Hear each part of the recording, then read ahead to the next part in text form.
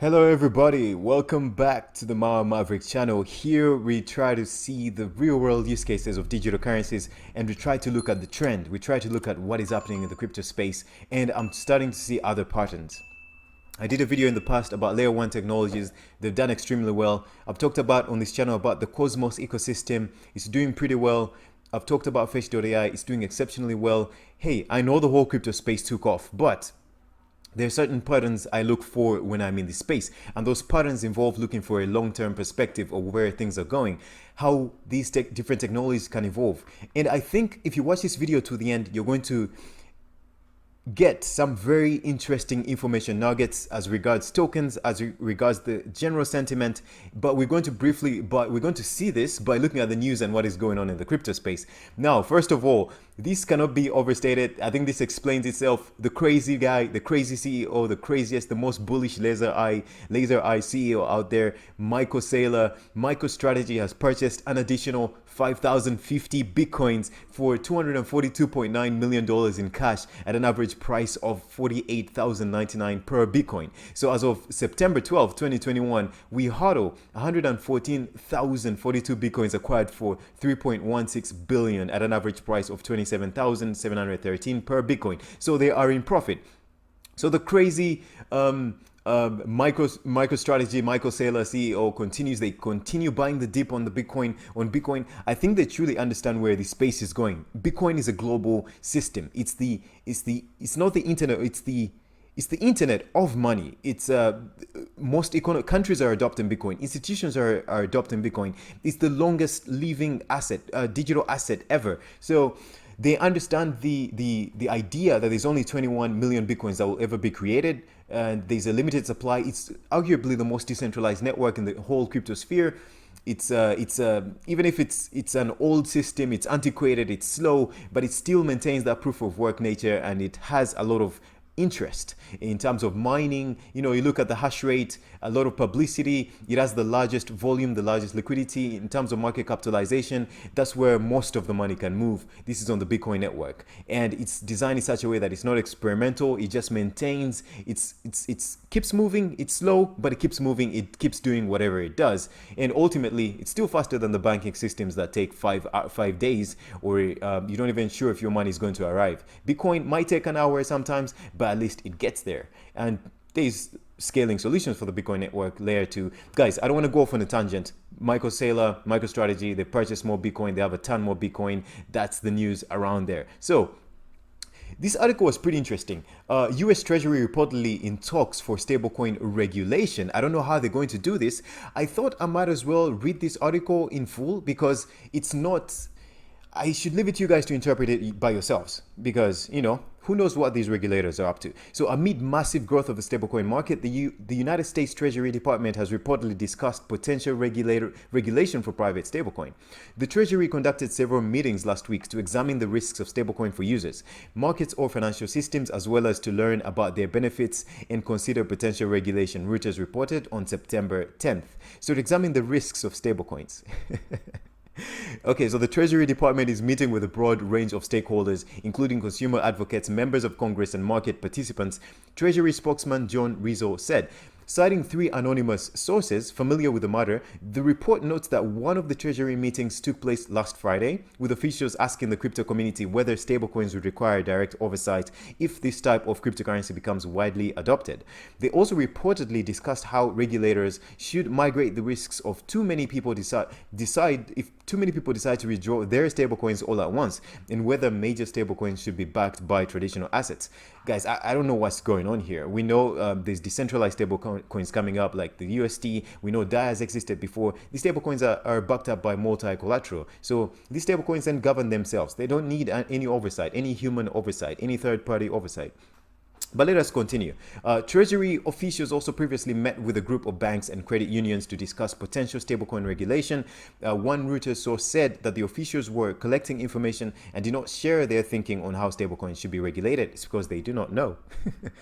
The Treasury increased attention to the stablecoin market follows a parabolic surge. The Treasury's increased attention to the stablecoin market follows a parabolic surge of stablecoins over the past year. So the total market capitalization of major stablecoins like USD Tether, USDC, has jumped more than 125 billion at the time of writing, from just around 37 billion in January. Many traditional financial companies like payment giant MasterCard have reiterated their commitment to support stablecoin-related solutions, with Visa claiming stablecoins are starting to live up to the promise of digital fiat. And guess what? Coinbase wanted to offer a 4% return or yield on stablecoins, and the SEC was like, hey, cease and desist, or we're threatening to sue you if you do that. I'm like, okay, whatever. So, guys, I want to leave this to you to interpret it on your own. The news comes shortly after the U.S. Senator Elizabeth Warren called the cryptocurrency industry the new shadow bank, suggesting that it's worth considering banning U.S. banks from holding reserves to back private stablecoins. Previously, U.S. Treasury, guys, this is funny because it's so short-sighted, this type of thinking. Previous U.S. Treasury Secretary Janet Yellen urged the government to act quickly to establish a regulatory framework for stablecoins. I admit there's to be a little bit of regulation depending on the use cases. Then those people that want to go crazy with DeFi, they go crazy with DeFi. But I understand there needs to be a balance with everything. How it turns out, we shall see how that goes. Now, guys, Fetch.ai, Bancor, and two more altcoins headline assets with heavy whale accumulation. Sentiments an analyzing firm that looks at tokens. Guys, you know Fetch.ai, the token has been performing exceptionally well, regardless of how Bitcoin has been doing. This token has kept a balance. It reached like $1.2. It has been keeping that balance. It dropped maybe to about 70, maybe 80 something cents, and it's been rebalancing. So these signs have been showing that there's heavy accumulation of this token. Anyway, so let's go into this article, read a little bit of it, not the whole thing. So crypto analytics firm Sentiment says that the deep-pocketed investors are buying up Fetch.ai, Bancor, and two more altcoins. So the Crypto Insights platform tells its 89,800 followers that decentralized machine learning network Fetch.ai leads the altcoin pack in terms of heavy whale buying.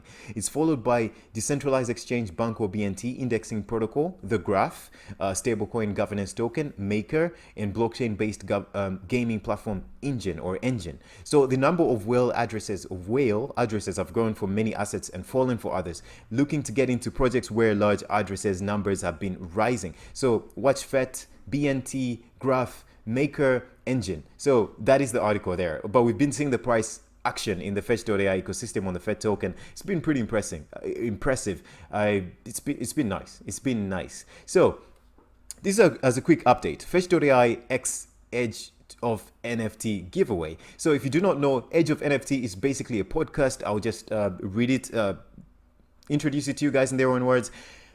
The Edge of NFT podcast brings you not only the top 1% of what's going on with NFTs today, but will stand the test of time. We explore the nuts and bolts of the business side, but also the human element of how NFTs are changing the way we interact with the things that we love. So this podcast is for the futurists, the dreamers, the disruptors and creators, the fans and connectors, the makers and the doers that are pumped about this ecosystem and driving where it goes next. So let's look at this. This is a beautiful art piece. One of the art pieces that was generated by the collective effort of users and the Fetch.ai collective learning framework. So you all know the framework utilizes machine learning and artificial intelligence and machine learning algorithms, generative algorithms to collectively generate art as output. So this is one of the pieces that was generated. Basically, this is saying that Fetch.ai Cambridge-based artificial intelligence lab is building a decentralized machine learning platform based on a distributed ledger that enables secure sharing. So they're basically introducing the Fetch.ai ecosystem. Fetch.ai has partnered with Edge of NFT to give away a co-created NFT made from their ColearnPaint technology to celebrate the success of the platform. So those that do not know, there was this competition that went on. So you could stake your Fed tokens, and by staking them temporarily, you eventually get them back. You can vote on different art pieces, give a little bit of your input, and in the background, the AI keeps generating art. The users that have staked their tokens can then vote onto the art pieces that are there. And in the end, 3 art pieces were generated, which will be sold or for auction on OpenSea. So I think this is one of the art pieces, just as a promoter. It was not the top 3 art pieces, but it's being used as a a way to promote. So all tasks are optional. You can follow these tasks. However, completing more items increases your chances of winning. So there's a chance of actually winning this if you perform these tasks. Follow this platform, follow Fetch.ai. Like the demo video of ColearnPaint with Emma Smith. That's one of the technical developers on the Fetch.ai team, and leave a comment. So guys, you can go through this, pause the video, read through this. I think I'll post these links in the description. Hopefully I do not forget. This is pretty exciting. It could be a chance for you to win something that might be really valuable in the future.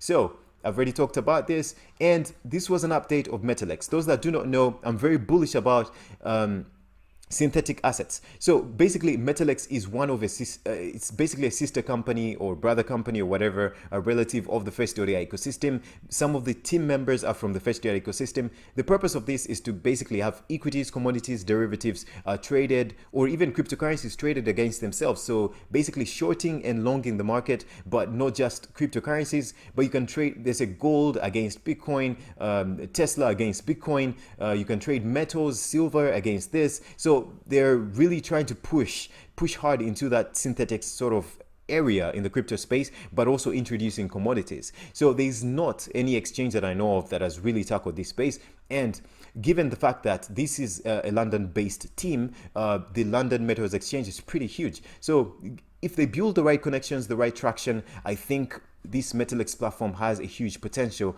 As you guys know, I'm also very bullish on the synthetics network. That's different, but yes, similarly, I'm very bullish on the MTLX platform. And so you can come here. They have very many yield farming opportunities, and they're just updating the community. Basically, this is a summarization of what has been going on there. They partnered with OpenDAO and OCP. You can use the stablecoin, use that with any MTLX token. So this is happening on the Binance Smart Chain, and you can generate yield. Then also MTLX, the MTLX token, there's been yield farming happening on the Ethereum network and the Binance Smart Chain, which was exhausted. The MTLX tokens got exhausted, but here they're updating us that they have refilled those liquidity farms with about 200,000 tokens. So guys, you can still go back there and earn. And this has been, in the past, it was about 270% APY. So it's a pretty good yield on your tokens. And one thing I wanted to note about this, but there's a lot of information nuggets here, is that the Q3, Q4 roadmap, I think this is important for those that haven't been paying attention. We've not yet forgotten. Actually, this is at the top of our list. We know that you are all eager to find out what we're planning to focus on until the end of 2021, and we can promise that we won't disappoint. These guys never disappoint. So a presentation of all our recent achievements and future goals is scheduled to take place in the coming weeks. So you can come here and go to some links that take you to Telegram groups where they've had discussions, ask me anything of different platforms. You can also there's also very helpful links that can take you to these different decentralized platforms where you can just spread out your yield farms and let your money work for you. So that's an update from the MTLX ecosystem. Now guys, for those that have used the dYdX, if you remember Uniswap, the decentralized exchange on the Ethereum network, did an airdrop of 400 tokens to every single person that had been using it before a certain date. And those tokens right now, they're at the current price, they're probably valued at almost $10,000 or more. I don't know but there were 400 uni tokens. So similarly, dYdX, one of the guys, I've been talking about layer 2 scaling solutions on the Ethereum network. There's a reason as to why I've been talking about those layer 2 solutions, because I believe there's going to come a time, just like DeFi, just like layer 1 solutions, there's going to come a time where a lot of attention is going to be drawn towards these layer 2 scaling solutions. And I've done videos about them. You can go back and check them out. I think you will learn a lot, given the fact that layer 2 is a very new technology, complicated technology. I try to explain at a high level about what is going on. You will really understand. You have a good understanding. Plus, there's a lot of videos online about this, but dYdX is one of them. So dYdX is giving an airdrop. We can see maybe the top of this. The dYdX governance token airdrop lands platform users with five-figure gains. So dYdX's governance token, the governance token allows dYdX's community to govern its layer 2 protocol. So it's a layer 2 scaling protocol. The stakeholders are the traders, liquidity providers, and partners. Similar to other decentralized exchanges, a portion of the total allocation will be distributed to users that had interacted with the protocol subject to certain qualifying conditions. Here, 7.5% of the supply will be retroactively vested to those that qualify. Token allocation will take place over a 5-year period. So they have a 5-year vesting period. We can see a quote here. dYdX enables a robust ecosystem around governance, rewards, and staking. So each designed to drive future growth and decentralization of dYdX, resulting in a better experience for users, says the dYdX team through a post on its dYdX token governance. So these are the same characteristics of pretty much any automated market maker platform that offers governance tokens that users can then use to vote on fundamental issues on that platform. So basically, but this is happening as a layer 2 on their layer 2 chain. So that's pretty interesting stuff. Those that have used it, go make your claims.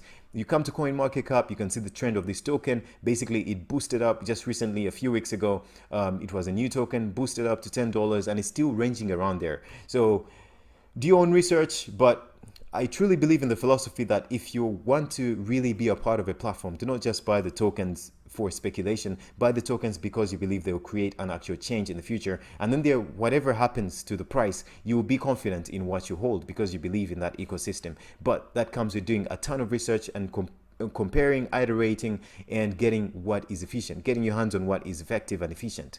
So you can look at the markets where dYdX is sold, Binance, and so many others as well. So many listings actually, one each exchange, and so on. So many exchanges. You can find them here on CoinMarketCap or any other platform that you use to search for tokens. Now, again, I've talked about this in the past. Arbitrum, one of the layer 2 scaling solutions on the Ethereum network, they launched a DeFi platform still on the layer 2 side of, their chain, which it still has, or their total locked value surged to 1.5 billion as DeFi degens ape into Arbitrum. So more than 1 billion worth of Ether is still locked in the Arbitrum yield farm, despite the price of its native token crashing more than 90% in 24 hours. So there's still something here. So guys, just like there's a time the bunny token, the Pancake Bunny token on the Binance Smart Chain was hacked, that created an opportunity. There was an exploit that happened. The platform was okay, but there was an exploit that happened. I forgot what it's called. It's an exploit where the user borrows a lot of tokens, then dumps them and causes the price to collapse. I can't remember what it's called exactly, but sometimes if the platform is legitimate, that can create opportunities. That's what I'm trying to say here, because if the token drops, but you look into the platform and things still make sense, you find out that it didn't drop because the team may be rug pulled or whatever. If everything is legitimate, then you might want to look out for those opportunities within there, especially since these are layer 2 technologies. However, this is not financial or investment advice. You need to do your research, as I said, to be able to develop that intuition to make very good decisions or rational decisions or educated decisions with what you want to do. Now, this is, I think, something important. This, again, goes into layer 2 technologies, guys. But you have to watch what I'm going to talk about last to know some more tokens that I'm bullish on, or that the community, the sentiment seems to be brewing in a positive direction. So this is EY, Ernst Young, invests $100 million to expand blockchain product suite, and it launches DeFi contract simulator. Now, I'll read this a little bit, then I'll tie into what I want to talk about. Big Four accounting firm Ernst Young is continuing to invest heavily in blockchain, investing $100 million into engineering and developing distributed ledger technologies for a range of enterprise applications. So on Monday, EY revealed its second generation smart contract and token review tools through its EY blockchain analyzer product suite, including a testing studio allowing simulated smart contract execution for complex decentralized finance applications.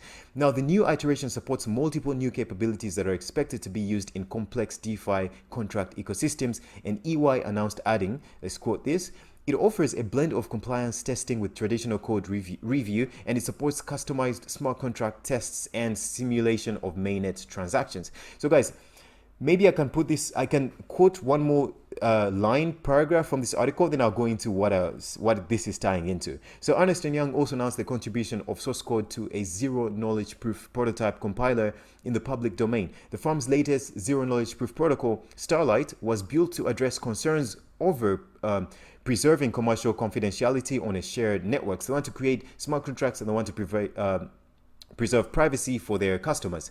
So Ernst Young is making big moves in the DeFi, in the crypto ecosystem. I think rightly so, because kind of their traditional business model is around that. So they don't want to disrupt themselves. They want to disrupt themselves in a positive way that they benefit. Now, this is what I want to take note of. Ernst Young selects Polygon Polygon network, guys. This name surfaces again. A lot of people seems to be forgetting about the Polygon network, but things are happening in the background. So it selects Polygon to scale its enterprise blockchain products on Ethereum. So you just realized Ernst Young, they're serious about the products they're building. They're getting deep in there, and they're positioning themselves in such a way that they actually provide technical support to whatever they're integrating. They're not just hiring someone to make decisions for them, but they're digging deep in there. Well, they're hiring people to do the work for them, but it's sort of their understanding their own product suite developed in-house, but in a beneficial way to their product suite, or what do they offer to their customers. So they're looking at Polygon as a potential to scale, as a potential layer 2 scaling solution for the Ethereum network. So announced on Monday, Ernst Young's flagship blockchain services, including EY Ops Chain and EY Blockchain Analyzer, will be integrated with Polygon, allowing transactions to be committed to Ethereum via the sidechain. Guys, if you want to get more information here, I can post some of this article is in the description, but otherwise I can read this last quote. So working with Polygon provides EY teams with a powerful set of tools to scale transactions for clients and offers a faster roadmap to integration on the public Ethereum mainnet. So one thing that we can notice that they're really going hard with using the Ethereum main network, which is pretty much the biggest liquidity platform, smart contract platform, DeFi platform. Next to, it's the second biggest cryptocurrency, so it has the highest volume and highest market capitalization, highest activity. So they're really focused on using the Ethereum network, and they're picking Polygon as their layer 2 scaling solution. Now, the last thing I wanted to look at, guys, crypto analyst predicts fresh all-time highs for Solana, and 2 altcoins, says bottom is in for 2 other assets. I don't normally look at such articles, but obviously you all know Solana. Everyone's bullish on Solana. We all know that. The other second token that he talks about is the Avalanche token, the AVAX token, that is also known. And he basically, the third token that he talked about, guys, this is the token that I've been talking about. I'm very bullish about this. Next up is the Synthetics Network token, a cryptocurrency that powers the trading of synthetic assets. According to smart contractor SNX, is nearly done with its accumulation phase, and it's ready to launch its uptrend. This is according to the person doing this analysis. I also think that SNX bottomed and going to all-time high from here. Clean ABC down on daily from March highs. Guys, the grammar with these traders, I don't understand. Clear 1-2 basing stroke accumulation structure might need more time to accumulate, but decentralized finance DeFi should catch a bid in the next few weeks, guys. Basically, that's a technical analysis talk. So let me just quickly look at the review as the last part of our video, as the method that this analyzer uses. The crypto analyst relies on an Elliott wave theory, a technical analysis approach that provides future price action by following crowd psychology that manifests in waves. So according to the theory, a bull cycle goes through 5 distinct waves based on smart contractors' 5-wave count. So SNX can soar to as high as $35, representing an upside potential of over 230% from its current price of $10.5. So as of the cryptocurrency strategist's bottom picks, smart contractor is keeping an eye. Okay, so that's what they call themselves. Smart contractor is keeping an eye on Curve Finance, the governance token of stablecoin decentralized exchange Curve Finance. According to the crypto analyst, Curve, or CRV, is showing signs that it's ready to double its value against the US dollar, Bitcoin, and Ethereum. I think there was a lot of grammatical errors here, but guys, you get the idea. The SNX token, of course, you all know Avalanche, AVAX, and Solana, but the main focus was the Synthetics token, which is the pretty much, I'm very bullish on decentralized synthetic assets, bringing over those traditional assets onto the blockchain space. Why am I bullish on that idea? It's because anyone in the world can now invest in these assets, into these traditional assets. You don't have to be limited by your banking system, your geographical location, or your lack of thereof of these banking services or access to these things just because of where you are geographically or where you were born. The digital space does not segregate. It doesn't matter. It offers these services to anyone that's willing to look out for these opportunities and not miss them. Always catch them, or at least catch the most that you can. All right, people, I hope you learned something from this video, and I hope to catch you on the next one. Bye-bye.